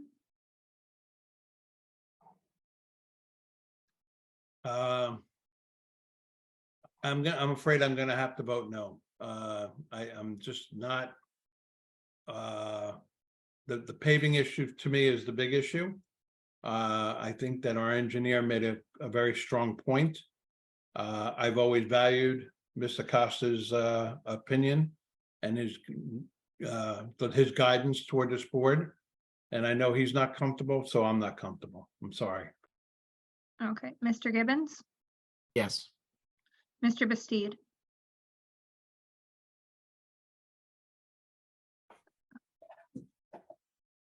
Mr. Bastide, Yes. all right, so the motion. Oh. All right, the motion to amend. For, It'd be 5-3. well, Mr. Bastide is not seated to vote tonight, so it's 4-3. The motion to amend does pass.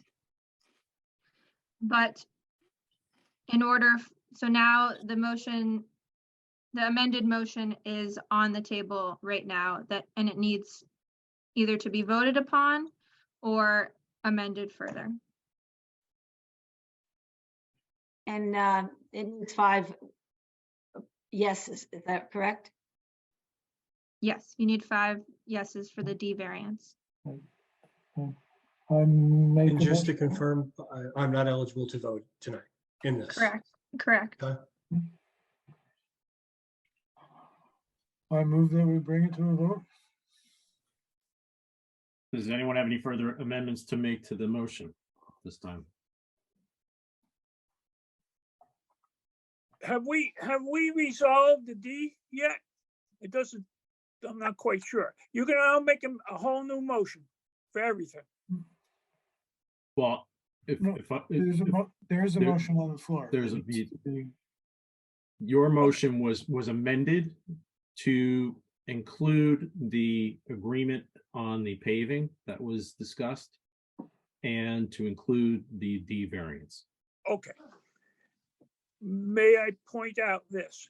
If you're going to include the D variance, then your motion that includes that has to include language restricting the usage of the amenity.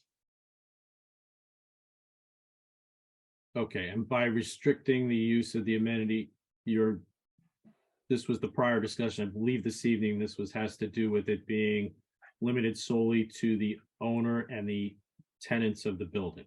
Correct, That's what this was discussed. correct.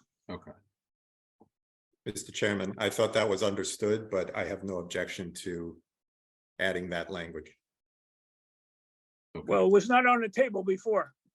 Okay, I thought it was, but I'm fine with it. I thought agree. as well, that was- agree. I that was thought it part of our was- discussion. Yeah,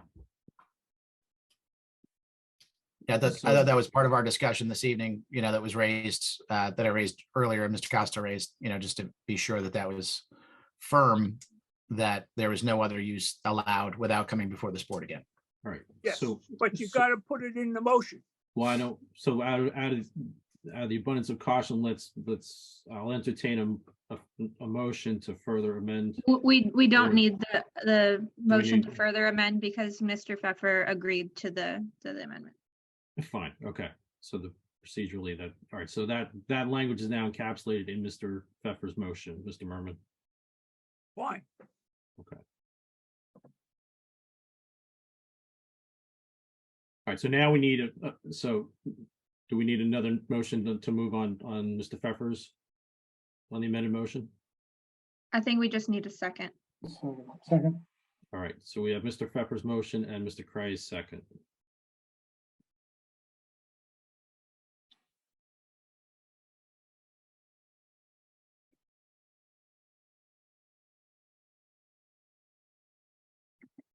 And this is would you like me to call the roll for the vote on the amended motion?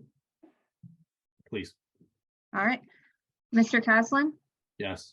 I'm sorry, so this is a call for approval or just approving Approval. the amended motion? this is the final vote to take action. So if you This- are voting yes, you're voting to approve the application as proposed with the compromise regarding paving, with all the previous conditions that were approved or stated on the record with the D6 height variance and language to restrict the use of the rooftop as only accessory to the office. Does the applicant want to take some time to meet out on the site and save the vote, or does he want to move forward with the vote? If you meet on site with Mr. Costa and he's happy, that may change a vote. Why Or do don't- you want to move forward with the vote tonight? All right, let's step back for a second. Do you want, Mr. Sarlo, I think Ms. Boland asked a pertinent question, and would you also want us to poll the board at this time? No, we would like to move forward with the motion on the table, which I understand is the application as proposed with all the variances and all the previous stipulations with the additional condition to repave the west side of the street north to south and repair any damage on the east side. Ms. Boland? Okay. Okay. All right, so All I right, had, so why don't Ms. Steinle, why don't you start again, please? Just let's clarify for the record exactly what it is that is the board is taking action upon, please. all right, this is the amended motion that Mr. Pfeffer proposed, seconded by Mr. Cray. just to approve the application as presented on the record with the paving condition discussed, all previous conditions, the D6 height variance and restriction to the use of the rooftop as accessory to the commercial office use. Okay. Is that any questions? That's Questions? right. Questions from the board, clarifications? Yeah, question. This is the final vote on the application? This is the final vote on the application. Okay. All right. Okay. Good to Ms. go? Stanley? Good to go. All right. All right, Mr. Caslin, Yes. Ms. Boland, No. Mr. Merman, No. Mr. Pfeffer, Yes. Mr. Cray, No. Mr. Arkelian,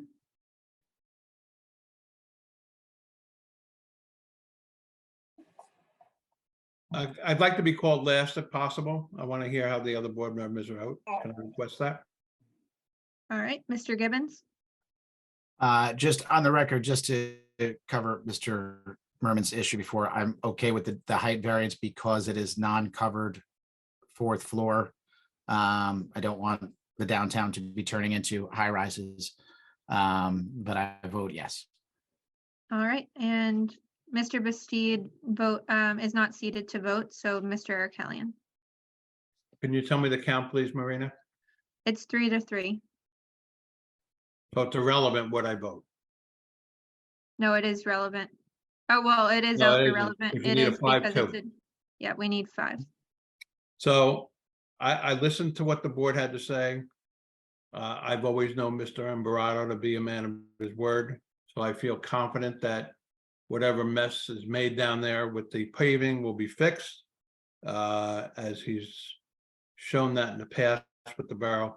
So even though my vote really doesn't matter, I will vote yes. All right. The motion does not pass as it involved a D6 variance, which requires a supermajority of 2/3 of the eligible board members to pass.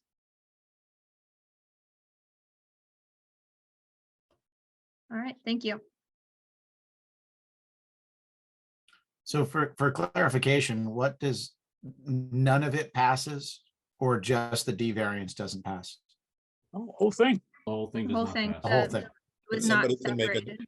Someone can make a new motion. Is anyone on the board at this time No. want to make, Ms. Stanley?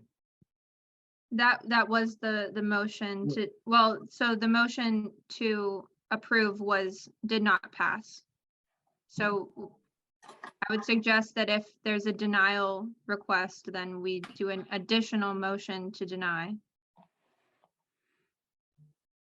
So let me ask you this question, Ms. Finley. Could a new motion be made to work through this, or are we done for the evening? And Because this is really a point of order that you have to answer. I don't think there's many people on this board that don't want to see this building happen. But I am only speaking for myself. But I think there's been some big asks, and there's been some big asks on our side. And I don't feel that the big asks on our side have been met with the big asks that a D6 variance is being asked for. I've seen a lot of other applications go that, for lack of a better word, extra mile for the approval of something this significant.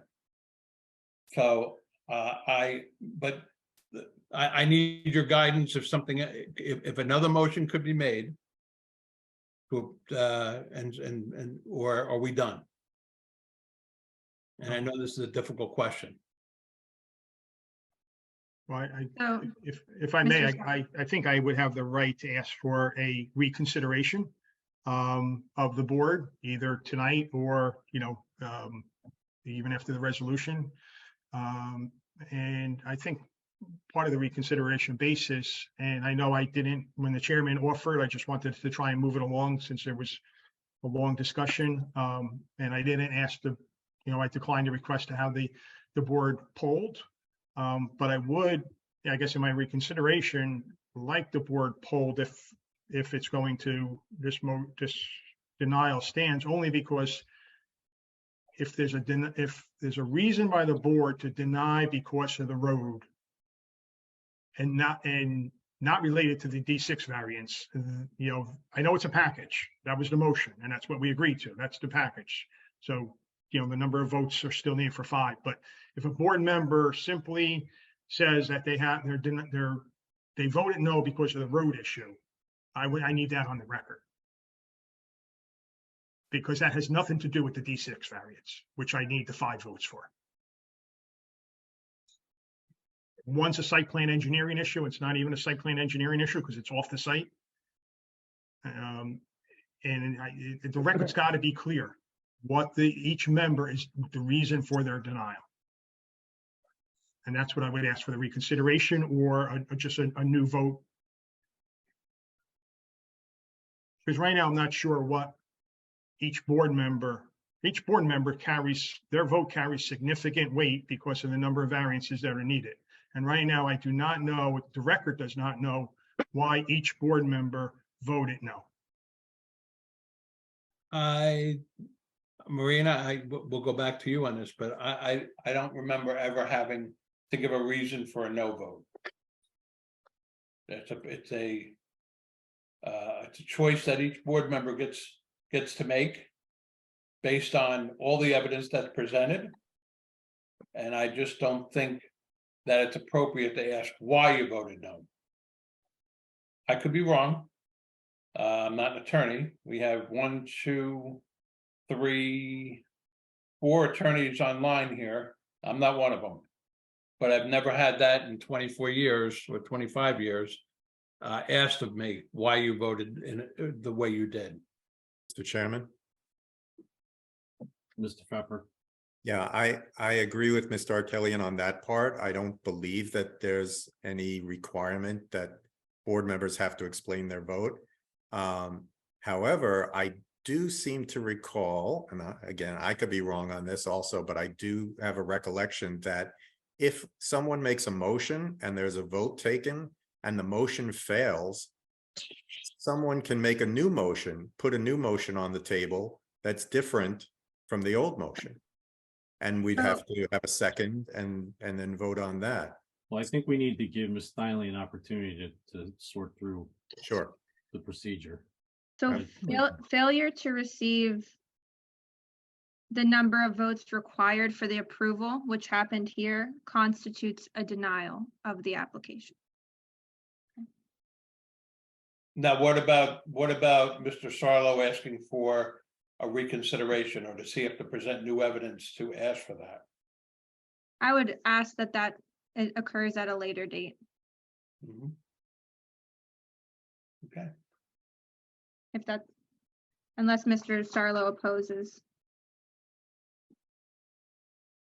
No, I mean, the record that was created is the record that was created. I mean, I don't know. We needed 5 votes for the height variance.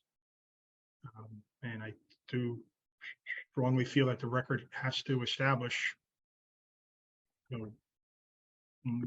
what board members are the number of board members that were not in favor of that height variance. And that's critical to establish the record.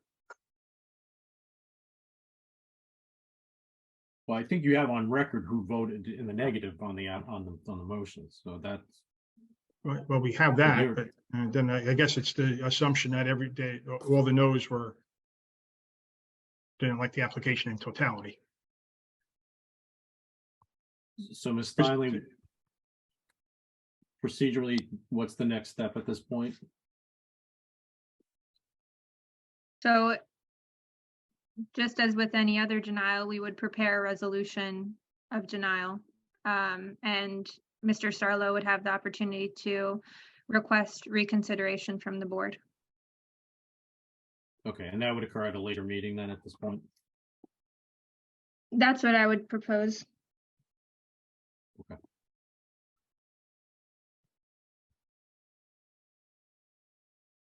All right. I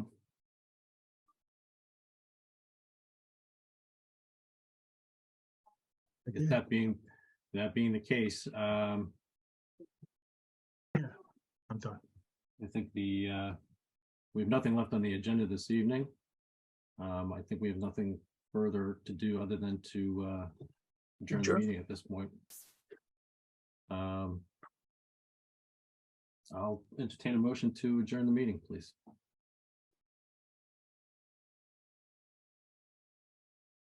I'll make the motion. Thank you, Mr. Lerman. May I have a Second. second? I have a second, Mr. Cray. All in favor? Aye. All Aye. right. Any opposed, any abstain? At this time, we stand adjourned for the evening at 9:44 PM. Thank you. Thank you. Thank you, everyone.